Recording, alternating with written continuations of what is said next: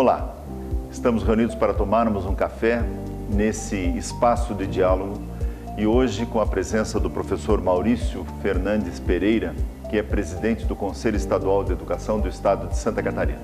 Aguarde um minutinho e já iniciamos o nosso café.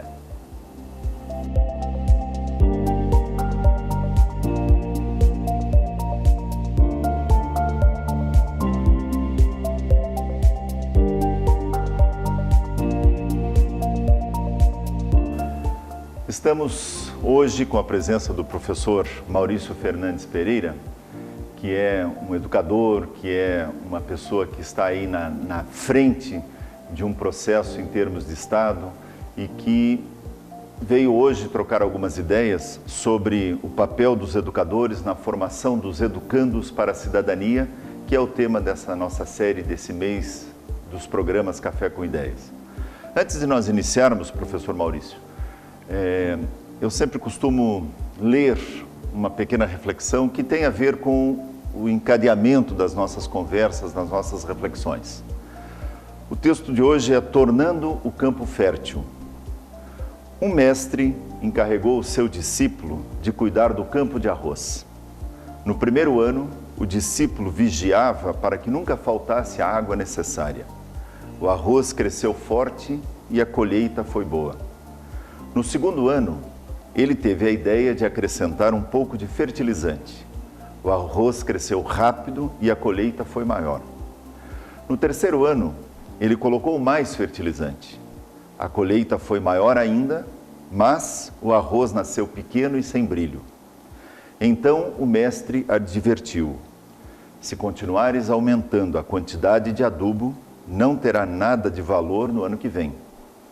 Você fortalece alguém quando ajuda um pouco, mas se você ajuda muito, pode enfraquecê-lo e até estragá-lo. Professor Maurício, os nossos telespectadores, que são alunos, que são professores, que são pais e que estão espalhados pelo Brasil inteiro, estão assistindo a esse programa e querem conhecer um pouco mais do professor Maurício. Então, professor Maurício, como é que foi a sua formação acadêmica? O que inspirou e o que inspira ainda hoje para ser educador no século XXI? Bem, primeiro, Silvio, muito obrigado pelo convite, é uma alegria imensa estar aqui para poder tomar um café com ideias para falar de algo que todo mundo já sabe que é importante, educação, ou educador. Só que eu acredito que poucos dizem que é mais do que importante, é prioridade.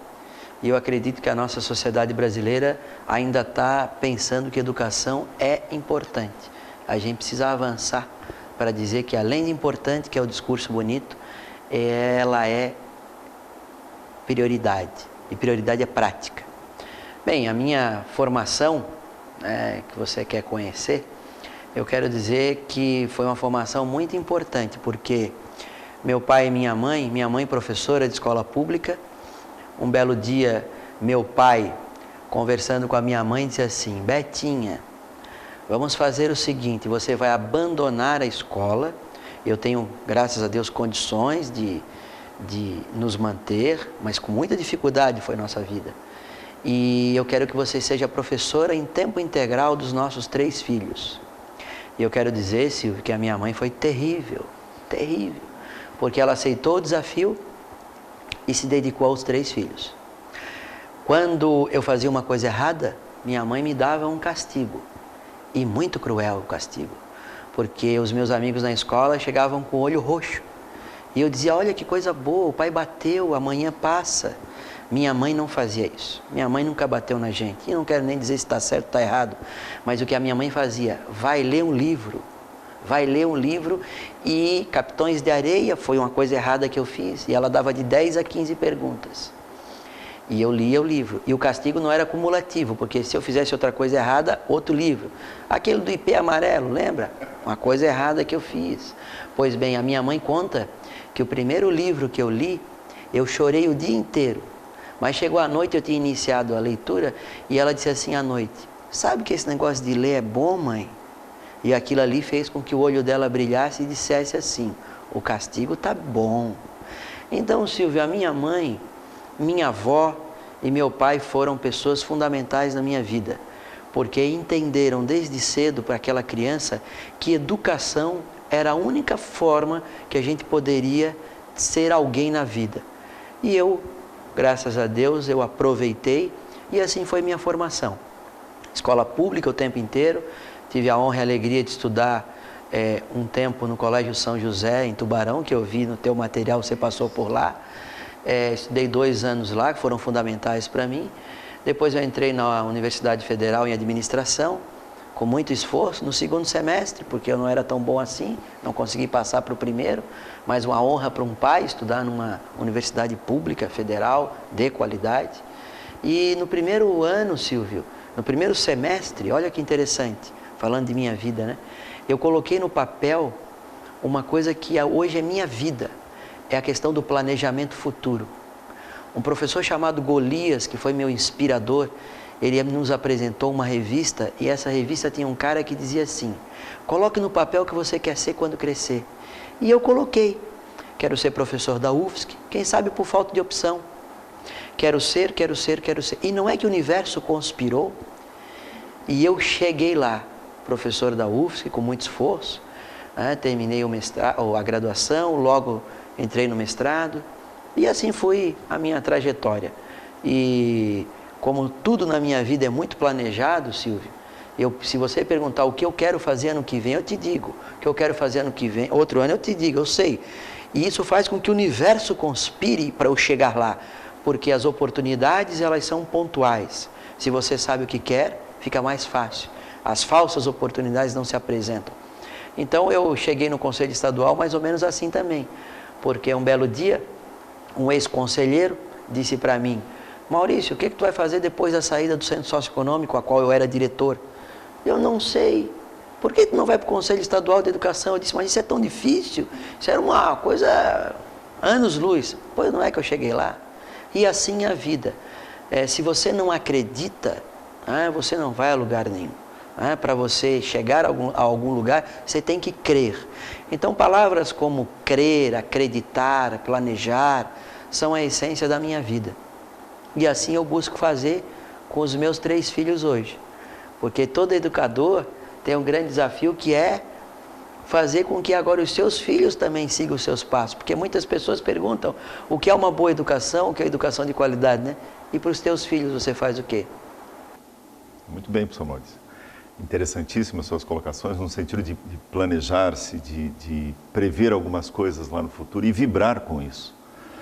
Agora, o senhor transpira essa paixão pela educação.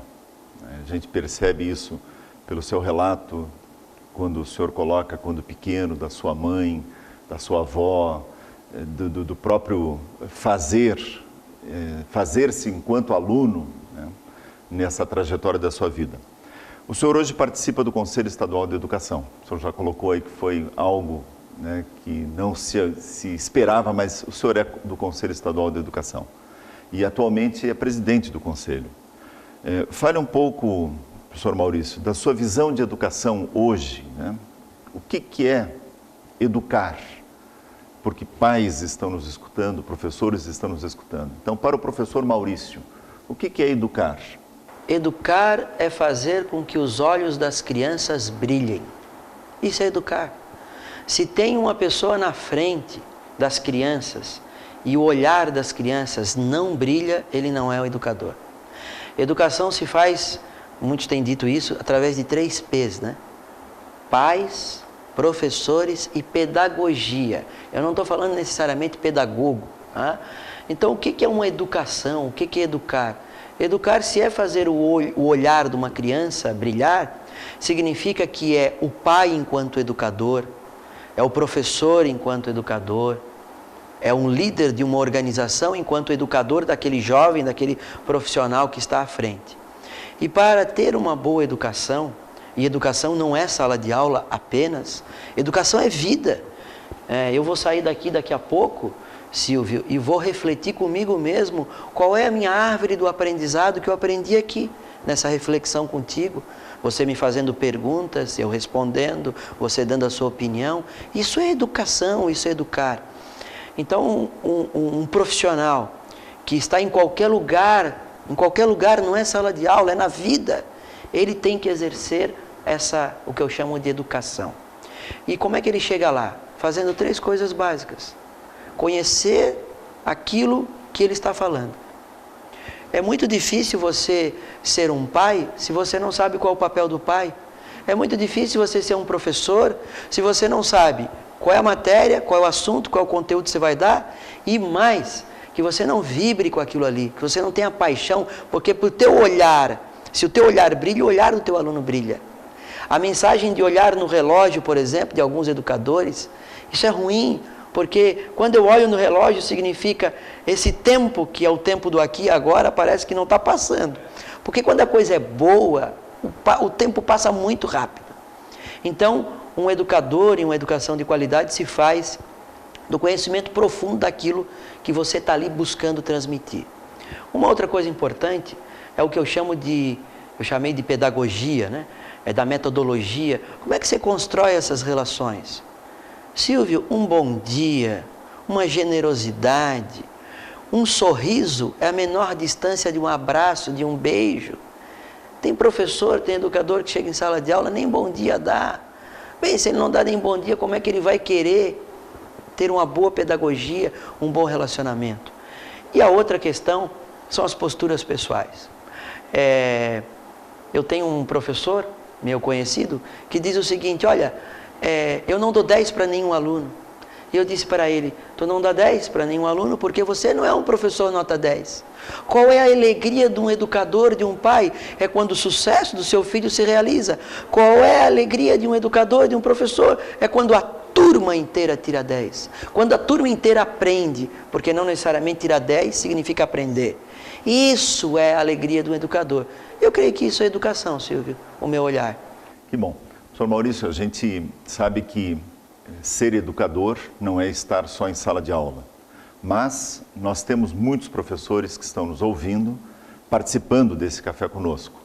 E sempre quando eu também trabalho com professores nas escolas, vem esse desejo de eu responder, porque eu estou vendo a realidade, escola, sala de aula, professores, alunos, mas vem esse desejo de responder. O que caracteriza uma instituição, uma escola, ser reflexivo e não ser reflexivo?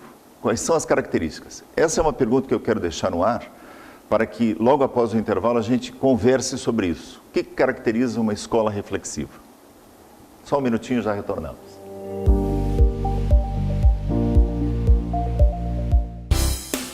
Uma TV que produz a imagem de sua empresa, transmite pela internet e ainda divulga nas redes sociais. Já imaginou? X Floripa Web TV. Promova sua imagem aqui. Estamos conversando, tomando um café e trocando algumas ideias sobre educadores reflexivos que formam pessoas para a cidadania, que formam educandos para a cidadania. E a questão que ficou no ar e que o professor Maurício vai colocar a sua ideia, suas reflexões, é o que caracteriza uma escola reflexiva? Olha, Silvio, o que caracteriza uma escola reflexiva? A primeira reflexão é que escola não existe. As instituições não existem. Não existe escola, não existe universidade, não existe empresas, não existe isso. Isso é um contrato que você vai lá na junta comercial e registra. O que existe são pessoas. E as pessoas precisam ser reflexivas. E reflexivo significa você fazer perguntas que levem o cidadão a pensar. As minhas aulas, Silvio, e as minhas palestras, eu inicio dizendo: eu quero fazer um convite a todos. Prestem atenção. Mas não é prestar atenção na minha palestra, na minha aula. É prestar atenção depois da aula. O que foi que eu agreguei nesta aula e que tem a ver com o meu entorno. Porque se eu vou a um local e aquilo está descolado da minha realidade, a pergunta é: não fez sentido, significado para ninguém que ali está. E o outro convite que eu faço é pensar. Bem, o que adianta eu perguntar para um aluno quanto é 1 mais 1? Essa é uma pergunta boba. Agora, e se eu perguntar para o aluno assim: 3 pessoas foram num bar, deu R$27 a conta. O cidadão, eram 3 pessoas, cada um deu 10, e o cidadão decidiu dar um troco. E eu começar a pensar: e começar a pensar e levar o cidadão a construir uma resposta. Isso é ser reflexivo. Os meus alunos na Universidade Federal de Santa Catarina, quando eles precisam produzir um texto, todos os meus textos, ao final, eles precisam fazer de 3 a 5 perguntas. Quem sabe, se eles assistirem o teu programa, eles vão verem que a parte mais importante, não, isso eu não digo, não é o resumo. A parte mais importante não é a reflexão que ele fez a partir da leitura, mas quais foram as perguntas. Porque fazer a pergunta é a grande alma desse grande negócio chamado cidadania, educação e viver. Porque essa é a filosofia, né? Saber fazer boas perguntas. E pegando um gancho nessa sua colocação, trabalhar filosofia com crianças, desde a educação infantil, né, até o ensino médio, que é a proposta do nosso programa, do Centro de Filosofia da Editora Zófos, é fazer isso através do diálogo. Então, as pessoas precisam aprender a dizer a palavra e precisam aprender a escutar o que ele está dizendo, o que os outros estão dizendo. Né? Principalmente no mundo hoje muito mais centrado no individualismo, num querer aprender ou estar sozinho diante do mundo. Então, fazer o diálogo em sala de aula é um dos pontos principais. E claro que, buscando lá no nosso velho amigo Sócrates, a ideia de fazermos constantemente perguntas, né? A maiêutica socrática.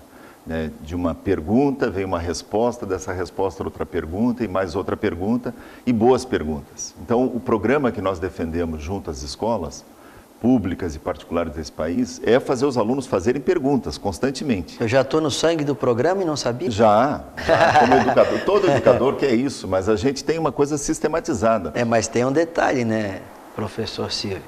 Todo educador quer isso, mas eu tenho dito o seguinte: professor adora fazer pergunta, mas infelizmente ele não adora esperar o aluno pensar. Sim. Para o aluno responder ou fazer uma nova pergunta.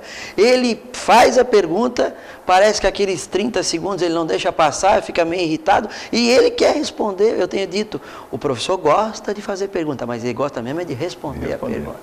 E isso não está correto, porque aí não faz o aluno pensar, refletir. Sim, e não necessariamente uma pergunta tem uma resposta, né? Ela pode ser uma outra pergunta. E aí a gente costuma dizer, e eu tenho falado isso em outros programas de Café com Ideias, com outros educadores, que quando você começa a fazer com que a sala de aula seja um espaço de diálogo, onde as pessoas possam dizer a palavra, nós estamos fazendo uma revolução silenciosa. Por quê? Porque nesses anos todos de trabalho junto a escolas pelo país todo, o que a gente está percebendo? Que tem alunos que estão sendo formados e dentro dessa prática de escutar o outro, de fazer perguntas, de saber entender o ponto de vista do outro e pensar bem sobre as coisas. Agora, a grande questão, e tem muitos pais nos assistindo, que não estão envolvidos muitas vezes direto no processo educacional e deveriam estar envolvidos, a pergunta de muitos pais é: como eu, pai, posso fazer isso com os meus filhos? O senhor, professor Maurício, pai, como é que o senhor faz isso? Pai, eu tenho um exemplo fantástico que aconteceu há 2 anos atrás. Nós passamos um pedaço das nossas férias de verão em Laguna, onde eu nasci, e nós estávamos vindo da praia, eu e meu filho, e naquele momento meu filho tinha 6 anos, e eu com uma prancha de moribug e ele com outra, né? E faltava mais ou menos 8 dias para as aulas voltarem. E as nossas férias de verão é de dezembro a fevereiro, né? E ele disse assim: ô pai, as férias vão acabar, né? E tão rápido assim, né? Aí ele assim: mas por que as férias acabam, pai? Eu respondi, eu poderia dizer para ele: ó, porque tem a data do calendário, e aí tem o início, tem que cumprir os anos letivos, e o que importa isso para ele? Eu perguntei para ele assim: Vinícius, tu gosta da escola? Ele assim: eu gosto, pai. E o que mais tu gosta? Olha, eu gosto dos meus amigos, é criança, gosto de amigo, gosto de brincar, eu gosto. Ah, que legal. Quanto tempo faz que tu não vê os teus amigos? Um veio visitar a gente, né, pai? Mas os outros eu não vejo. Então, Vinícius, o que tu acha do início das aulas? Pô, pai, mas faltam 8 dias ainda? Bem, só faltavam 8 dias no início. No final da conversa, os 8 já eram muitos. Entende? Então, eu poderia responder objetivamente para ele, é porque sim. E isso é mais fácil. Claro. Dá menos trabalho, entendeu? Então, eu sempre digo, o que é ser pai? Ser pai não é presença. É igual professor. O tempo de relógio, de novo, não é o problema.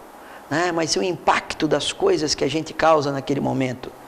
Eu tenho um amigo que diz, Maurício, esse final de semana eu fiquei, final de semana inteiro com meu filho. Coisa boa, ficamos em casa. E eu digo, perguntasse para ele se ele te viu. Porque se ele ficar 5 minutos e o impacto for extraordinário, é muito melhor do que o final de semana ele nem notou, cada um no seu quarto, cada um na sua sala, nem percebeu. Isso é professor. O professor chega em sala de aula e diz, agora eu vou fazer uma explicação e deixa que eu falo. E na hora que o aluno quer fazer uma pergunta, não, depois as perguntas. Mas depois passou, tem que interromper. Mas como o professor preparou a aula, então a pergunta nunca é preparada por parte do aluno, então ele não pode interromper. E aí, filosofia, reflexão, pensar, foi tudo para o espaço. Sem dúvida. E pensando agora um pouquinho do tema dessa nossa conversa, desse nosso café, formar cidadãos. Nós estamos vivendo numa época em que estamos querendo participar. A sociedade está vendo uma série de coisas que acontecem no mundo da política, no mundo da economia, no mundo social, e há um interesse pela participação. Então, como formar esses adolescentes, esses jovens, as pessoas que estão ao nosso redor, para que eles realmente exerçam uma cidadania participativa?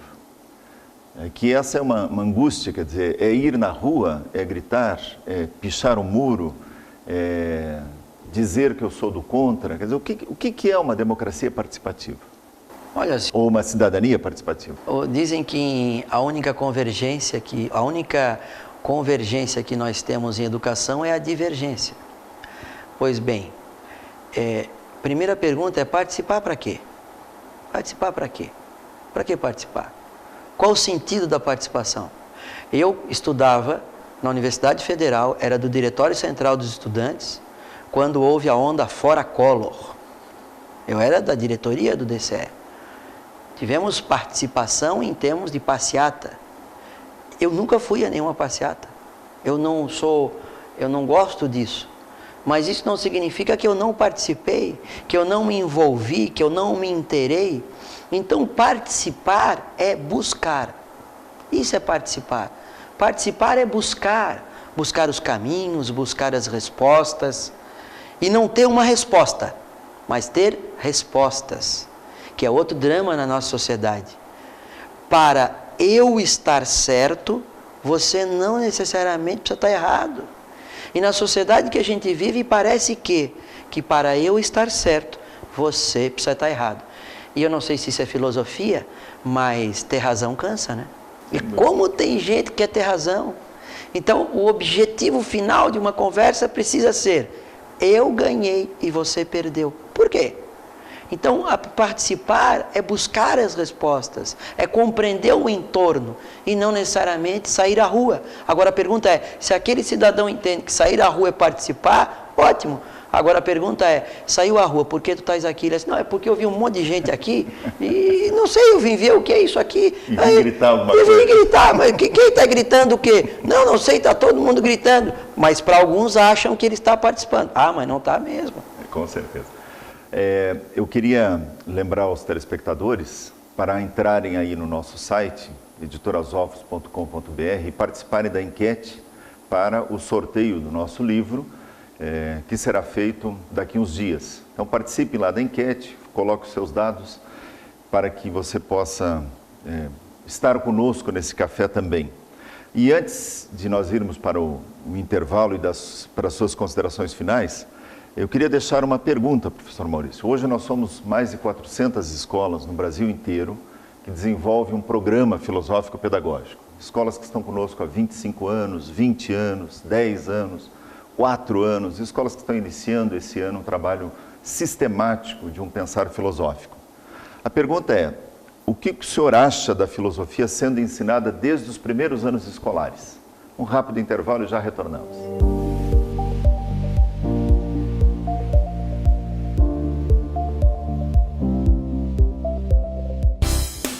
Uma TV que produz a imagem de sua empresa, transmite pela internet e ainda divulga nas redes sociais.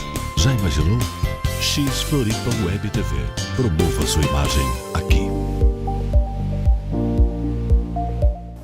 Retornamos ao nosso programa e a pergunta é, professor Maurício, na sua opinião, o que é ou qual a importância da filosofia ser ensinada desde os primeiros anos escolares? Bem, me parece, Silvio, que pelas minhas colocações já deixou claro que a filosofia é a essência da nossa vida. Se a gente buscar ter crianças que incorporem o pensar, o refletir, o discutir, o construir, construir alternativas e não alternativa, eu acredito que é uma sociedade futura grandiosa que teremos pela frente. Agora, de novo, como que nós vamos ensinar essa filosofia é o grande desafio. Porque para aqueles que não conhecem a essência da filosofia, você diz, vamos ter uma aula de filosofia. Nossa Senhora, aula de filosofia? Porque aí, Silvio, tem acho que é uma crítica construtiva. Eu creio que a avaliação de um profissional, seja ele qual for, ele não pode se dar pela simples leitura de uma avaliação que alguém faz. Mas, de novo, é uma avaliação muito objetiva. O olho da criança brilhou, o olho do aluno brilhou. Se brilhou, está indo muito bem, é uma avaliação sensacional. Mas eu acredito, Silvio, que você e o seu projeto tem um grande desafio, que é desmistificar a palavra filosofia. Porque na nossa sociedade do consumismo e da rapidez, tudo é para ontem, e filosofar cansa. Principalmente quando a gente começa a estudar pela filosofia os autores que fizeram a filosofia.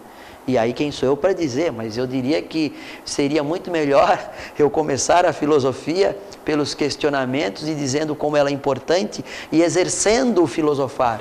E não contando a história da filosofia, porque aí você corre com o pessoal. Minha opinião. Muito bem. Parece que o professor Maurício está conosco há 25 anos já, fazendo o trabalho. Muito bem, professor Maurício.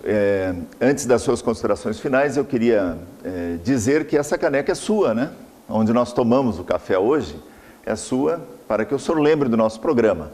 Né? Tchim. E vamos para as suas considerações finais. Primeiro, uma alegria imensa estar aqui, Silvio, e dizer para os nossos telespectadores que há duas formas de ver o mundo. Ver o mundo das tragédias que estamos vivendo hoje, aqui e agora, ou então vivermos o aqui e agora na alegria que temos das coisas boas da nossa vida. Nenhum grande feito foi realizado a partir de você observar a tragédia e continuar na tragédia. Foi feito em você observar as coisas boas da vida que a gente tem, ser fortalecido por elas e construir um caminho futuro. Então essa é a mensagem. A mensagem é centrar em palavras como generosidade, reconhecimento, gratidão, sorriso, alegria, felicidade, prazer, amor. Assim você vive o aqui e agora de maneira extraordinária para você construir o seu futuro. Porque você não vai construir o seu futuro centrando esforços nos teus problemas que você vive. Você só se enterra mais ainda. Agora, se você centrar nas coisas maravilhosas, extraordinárias que você está vivendo, com certeza, quem sabe, você inclusive elimina as coisas ruins sem nem ter percebido. Muito bem. Sabe as palavras. Com certeza, obrigado. Todos os nossos telespectadores que participaram desse café gostaram e gostam quando acontecem reflexões como nós fizemos aqui hoje. Professor Maurício, eu queria passar às suas mãos o livro Filosofia Viva, a nossa história de 25 anos, e aquilo que nós conversamos no programa. Quer dizer, tudo que é feito com paixão, que brilha nos olhos, é sinal de que está dando resultados. E esse livro é um brilho nos olhos de muitos educadores pelo país todo que ajudaram a escrever essa história a várias mãos. Então eu queria passar às suas mãos como Muito obrigado. Uma estima. Muito obrigado, Silvio.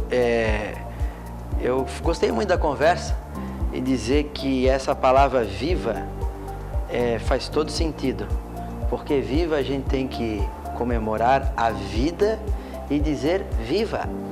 E a filosofia precisa ser viva. Tem muitas vezes, em muitos momentos, a gente vê que erroneamente você tem a filosofia morta. Né? E a filosofia tem que ser viva, porque aí nós teremos crianças com muito mais vivacidade no futuro. Parabéns pelo teu trabalho e obrigado pelo convite. Tá bom. Obrigado.